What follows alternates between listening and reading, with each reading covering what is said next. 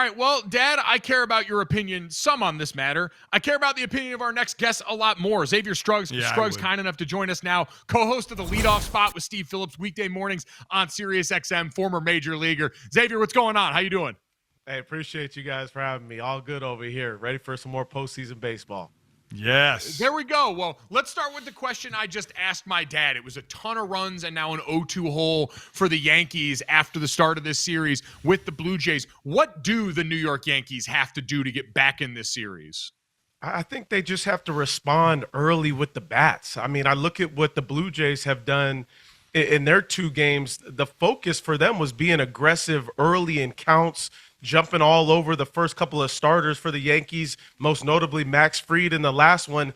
It's just getting going offensively early in the jump. How does a guy like Trey Savage, who had 3 starts in the regular season, is 22 years old, just absolutely shut down the Yankees like that? I mean, I think that's the question everybody was trying to figure out as he was just baffling them. But a lot of it is, if you watch him, it's a different release point. It's a different pitch that you see from that release point. The split was working all night. And it's just, I think that was a lot of calm composure, the poise, and his stuff is electric. Let's give him some credit. This is a kid that's climbed all the way from single A this year to make his debut in the postseason this year. Wow. It's special stuff, man. And I think, the Yankees weren't quite used to that delivery, just like some of the other teams that he faced as well during the course of the season late in September. But of course, it's no excuse, right? Yankee fans have those high expectations. You got to get it done. All right, well, if we're going to talk about pitching decisions here, let's look ahead to tonight. Pat Murphy making the decision to go with an opener for Game 2 against the Cubs after what they did last night. Are you on board with that? What's gone into this decision? I'm on board because I look at it's going to be a situation to where hopefully you can get the lefties out early, right? The focus of the Cubs is at the top with Michael Busch, who already hit a home run in this one, and then Kyle Tucker as well. So you're trying to attack those lefties early and then be able to bring in Quinn Priester and have him deal with more of the right-on-right matchup.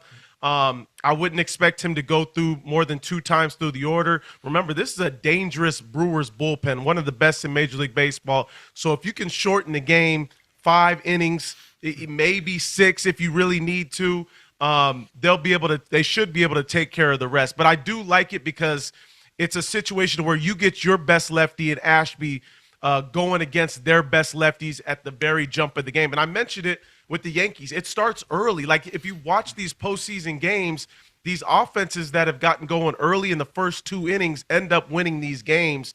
And if you're able to shut that down, on the contrary, you find yourself in a good position from a pitching standpoint and defensively. We know in today's game the starters go shorter innings than years ago. But once you hit the postseason, how much does that leash get pulled tighter? It gets pulled so much tighter because you feel like matchups are going to be more important, right? Throughout the course of the season, you're trying to eat up innings a lot of the times, especially like the number 4 starter, number 5 starter. Those guys are eating up innings and helping save the bullpen. The reason why you save bullpens is because of this part of the year. It's because of the really, when you get to the postseason, that you'll have some freshness, some guys that have developed their roles. And once that's happened, now you say, okay, I have a guy that can come in high leverage in the 5th inning. I'll give you an example. The Cubs, that last series against the Padres, Palencia, their closer for most of the year, came in during the 5th inning in a couple of those games. So it's just, once you start to figure out what guys are capable of doing, it's like, if you can give me 4, I'm good with that, because now you have guys that have figured out which left on left matchups they can get, which righties have the best change up to go against certain lefties. You take all that data over 162 games, and now you can match up better against opposing teams. All right, a team who's been taking in a lot of data, especially about the back end of their rotation and their bullpen, the Los Angeles Dodgers. They get the winning Game 1 against the Phillies. Have they figured it out enough through wild card round into now for you to feel comfortable in them having a good chance of repeating again? Man, it is ridiculous what we've seen with them so far. Like, the first series, you look at the Reds, you're like, okay, it's the Reds. And then you see what I liked specifically, which can carry over the rest of these series, whether it's this one and moving forward, is that Shohei Ohtani had some trouble early in the start. In the second inning, gave up a couple runs, but then shut it down the rest of the way. And it's another example as why you take your time with Ohtani and let him do his thing as a pitcher for him to be ready now. And then we saw Tyler Glasnow come out of this bullpen electric, who's been a normal starter for his whole career.